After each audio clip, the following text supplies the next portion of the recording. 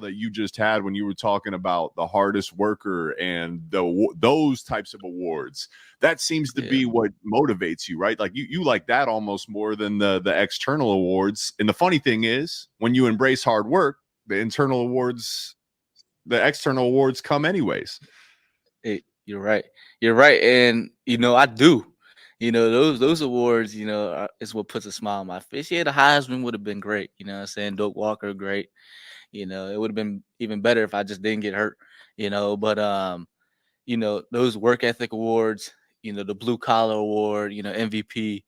I have them all four of them side by side on my wall. And being voted by your teammates for those awards, it means something different because they see the work you're putting in. They know you're willing to get dirty. You're willing to lay it on the line. And so that means a lot to me, man. As it probably you were one of those guys too. You're one of them hard workers. As soon as you came into Michigan, so it means a lot, man. All back in. What was the blue collar award? Did you get like a special, really nice work shirt, or did you get anything the blue collar award? We already have. I already have my work shirt. I have my work jacket. I got my boots, and then so the only thing I'm missing now. So this year, when we win on the first away game, he'll give you like a tool little box or whatever. It has some tools in it, and so now I'll be a complete blue collar guy. But what about a pair of cargo pants or something? Hey, those might come next. You know what I'm saying? That you might have to stay a fifth year to get those, but cargo pants. But I know with the toolbox, it was like a throw over the shoulder. Yeah, exactly. I did screwdriver, hammer. I think you have everything you need. But that blue collar shirt I already had that, so I have a nice plaque. It has my name on it, blue collar award. Sitting right in my office, man. It looks good. I'll dust it off every now and then, but she looks good. I know you've talked about this a bunch, man, but can you take us into that moment, right? So that play, and I know I dealt with so many knee injuries. It's crazy. I knew every time what happened to my knee as soon as it happened. Do you remember, running down that right sideline? It was on the Illinois sideline going into half, right? Did you know what had, like, just take us into that moment and when you head back to the locker room? I'm getting some chills thinking about it. But, going into half, like I tell everyone, that was supposed to be my last game, man. I was going into that game, and I should have just been with my feet, or I shouldn't have even been thinking about the future. But I was going into that game, and this is my last game in the big house. I got to end with a bang, and I was already over 100 yards. And I'm like, all right, it's gonna be a game. You know what I'm saying? Illinois had a great defense too. They were stacking the box, but we were still able to run on them. And I busted to the, like you said, the right sideline, Illinois sideline, and I think my leg gets caught in the ground, right? And dude just come and takes my knee out, and I hear a pop. And as soon as it popped, it started burning. I'm like, damn, I'm on the ground holding it for a second because it was burning. It was like on fire, like this burning sensation. It would not go away. I'm like, dang, like in my head, like what the heck was that? And the burning sensation finally went away. I go up into the locker room. They check my ligaments. They make sure the ACL good. ACL's fine. So I'm like, shit, all right, I'm coming back out after halftime. You know what I'm saying? I come back out, warm up during halftime. I'm like, shit, I don't know about this. I'm trying to cut and stuff, but the mentality we have, it's like, all right, I'm gonna push through it. You know what I'm saying? My first run back in after half, it might have been like a 5-yard run, but it did not feel good at all. Yeah. So I'm like, you know what? Let me. We have a big week next week. Let me go. I think the team might be able to get this one done. You know what I'm saying? It was a nail biter. They fought. They fought. And shout out to Jake Moody. So you're part of the team, but then you're watching the game from the hospital bed post surgery. You're still part of the team, but not really, right? And like that just kind of tell the fans about the joy you have for your team as a whole, but like the hurt as an individual, if that's the right word, of wanting to be out there but not able to be out there. Can you just give us a little preview of that? Yeah, it's like mixed emotions. You know what I'm saying? When I was laying in the bed, post surgery, watching the Big Ten championship game. At halftime, it was a close one, and so in my head, I'm like, damn, I'm letting them down right now. Maybe I could have waited a week, maybe that bone bruise, because they were telling me a bunch of things. The meniscus Yeah. really isn't hurting you; it's the bone bruise from the Yep. hyperextension and the MCL. Yep. So I'm like, okay, maybe my meniscus isn't hurting. So then I started thinking like, dang, what if I would have just got treatment another week? Maybe that pain that I was feeling where I couldn't cut and explode would have gone away. You know what I'm saying? So I started thinking about that.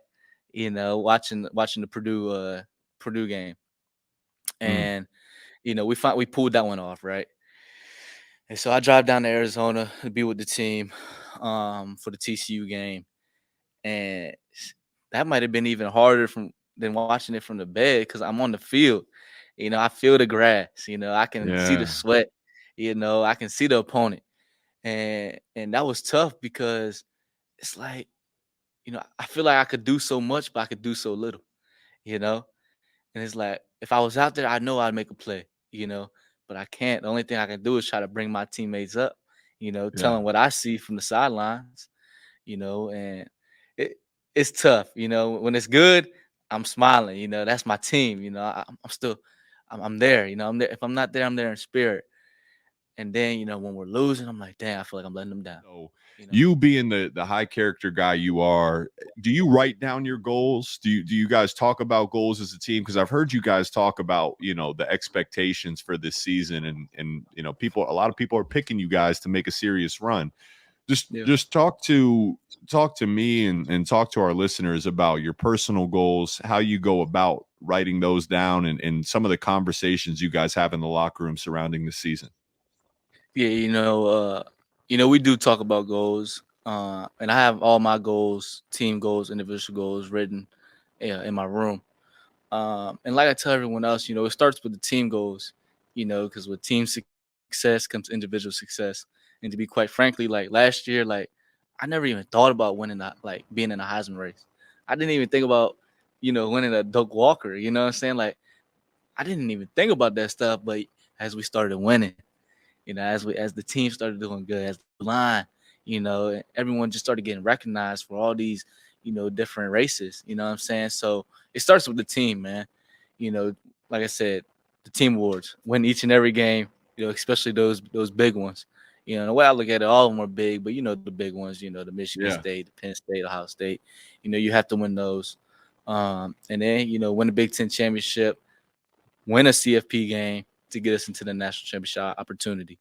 Mhm. So those are the teams. Let's just start with what you're wearing right there on your head, the Michigan versus everybody, because it's been a great thing. It's been a cool thing. I got a couple shirts myself, but of course it's taken on a different meaning.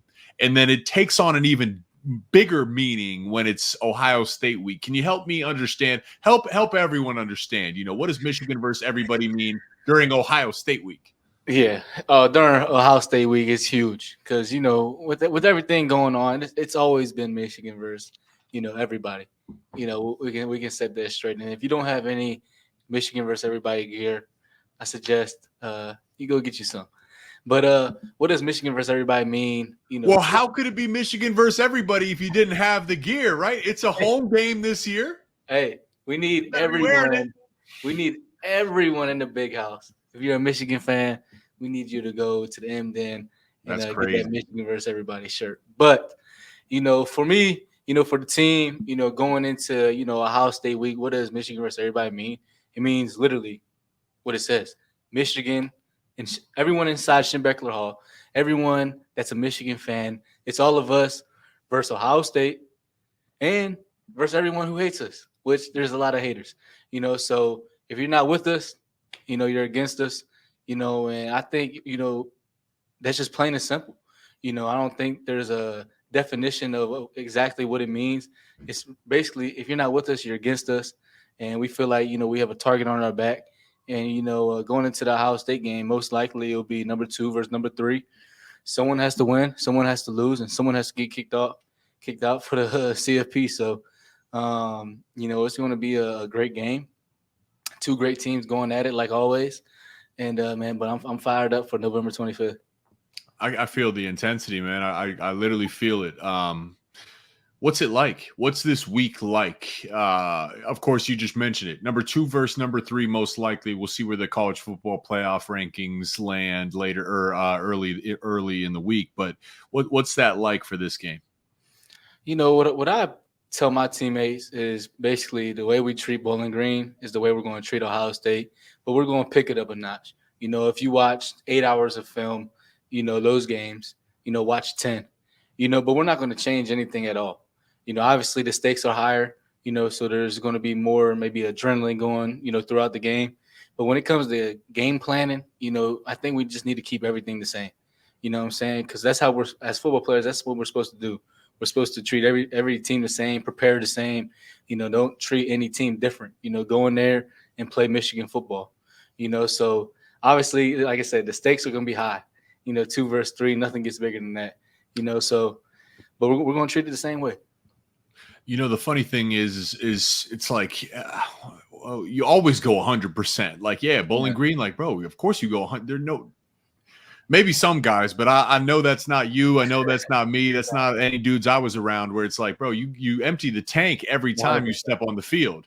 But yet, during Ohio State week, I don't even know. It's almost like spiritual where, yes, there's something beyond yourself that like raises the juice. What practice like that week? I mean, I know I remember what it was like for me. What's practice like? Practice is like it's game day. You know, every day. It's like it's game day. And it's hard to like you want to stay calm, you know what I'm saying? You don't want to get too high. You know, you definitely don't want to get too low.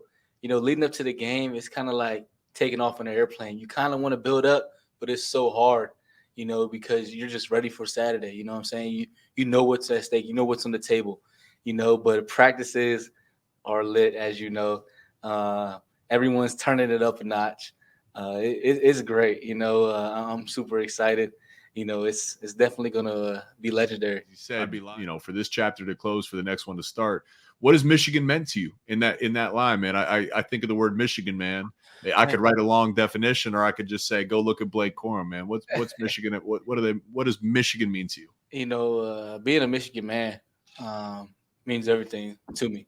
You know, just seeing, you know, where I started as a freshman to where I am now, just as like a man, just like the growth, you know, the trials and the tribulations I had to come overcome, and you know, the good. You know, you got to take the good with the bad.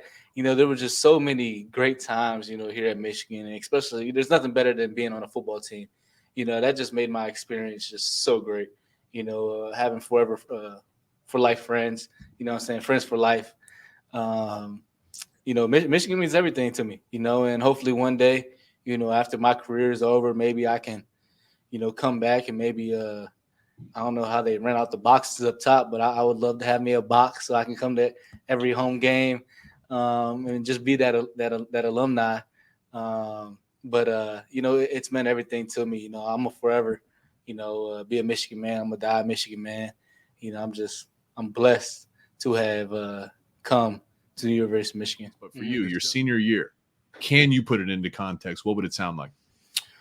You know, putting my senior year into context, you know, honestly, my senior year has honestly just been full of just being where my feet were, you know, feet are still. Where last year, I feel like they weren't. You know, I feel like sometimes, you know, I could zone off and maybe think about the league a little bit, you know, think about, you know, what that's going to be like, what teams I might go to, you know, where now I'm just, you know, just enjoying the ride, you know, enjoying being there with my teammates, enjoying each drive that we're in, enjoying each Tuesday practice, you know, enjoying each Wednesday practice, you know, enjoying the away games, you know, the flights there, you know, being with the guys, being with my teammates, the laughs, you know, I'm enjoying that, you know, I'm embracing it all because I know it's coming to an end soon, you know, so my whole senior year, I've just been trying to honestly be where my feet are and enjoy it, you know, not too, like I said, not getting too high, not getting too low, but just taking it all in because I know it's coming to an end soon. But, you know, that's kind of sums up, you know, how I've treated, you know, my senior year. I'd love to take you into them this. So, you know, I'll just go back to my freshman year. It was a 6 a.m. lift. Coach made us all get in the cold tub. It was right before a break too. Why and how did that go down? Well, we were all in there. We came in. He blew up the whistle. He was like, "Everyone, follow me." You know, we follow him. He unlocks the hotel room, and he says, "Everyone, jump in." We're like, "What? Like, what do you mean? Like, take our shoes off? No, keep your shoes on." We're like, "All right, whatever." So everyone jumps in, right? And we're thinking we're just gonna get right back out. No, we stayed in there, and they're talking about, submerge. We put our head under. All right, come up. Submerge. Got to put your head under. Come up. All right, boom. We got done with that. And then they had like these chains tied up to each other. And everyone had to get inside of one. And there was dumbbells all around the weight room. Some were 50s, all the way up to like 120s, right? And so everyone had to grab one. And we had to go around the whole weight room like a centipede. Everyone's connected to each other. And if someone dropped it, we were holding it for a long time. If someone dropped it, it would just squeeze like your waist. Not to the point like hurt too bad, but like it's like, like come on. You know what I'm saying? And that just made us like, you couldn't drop it. If you drop it, you're gonna hurt your brother.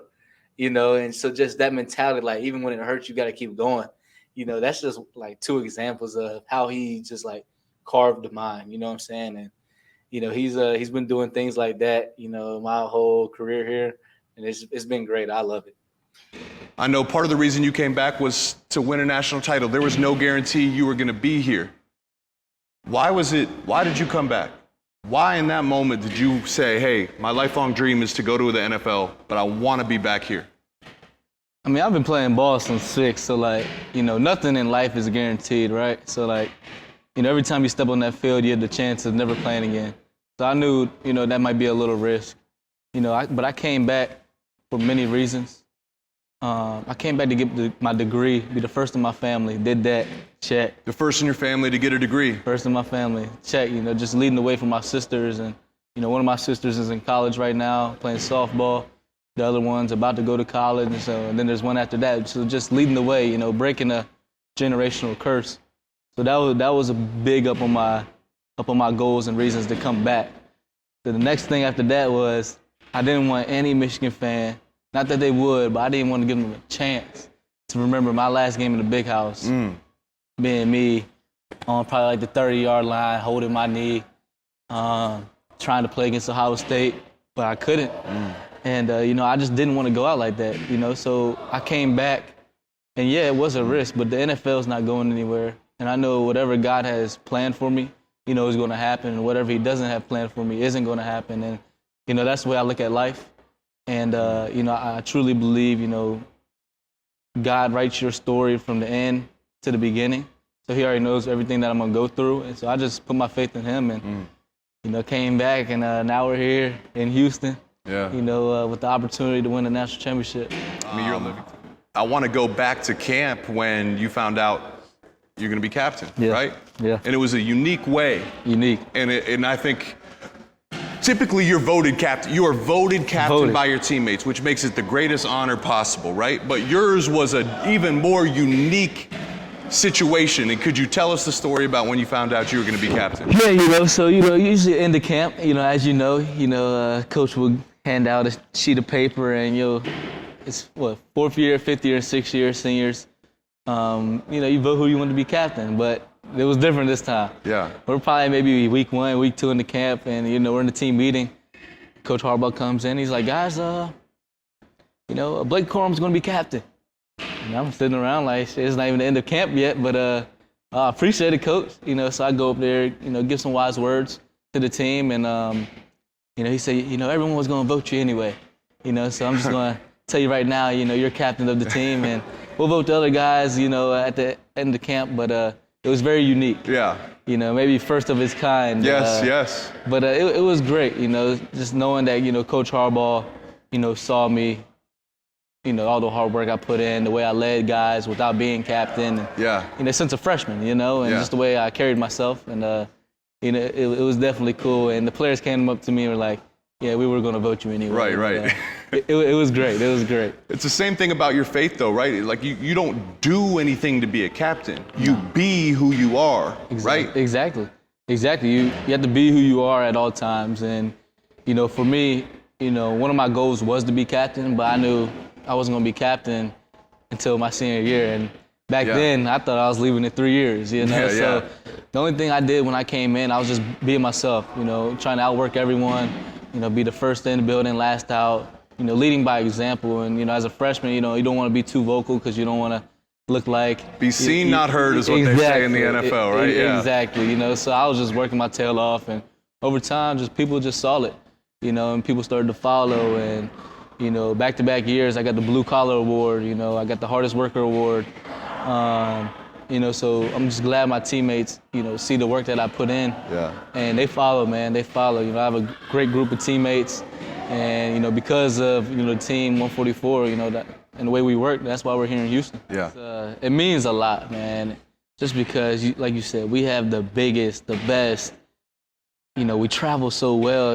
We just have the best at Michigan. Michigan is the best, right? And everything we do, we're the best, man. And, you know, I'm just so blessed to have a community behind me, behind my teammates, behind our football team, behind all the sports, behind the university, that no matter what you do, they're going to be there for you. Like, when I tell you maybe one of the best things that ever happened since I've been here at the University of Michigan was the toy drive.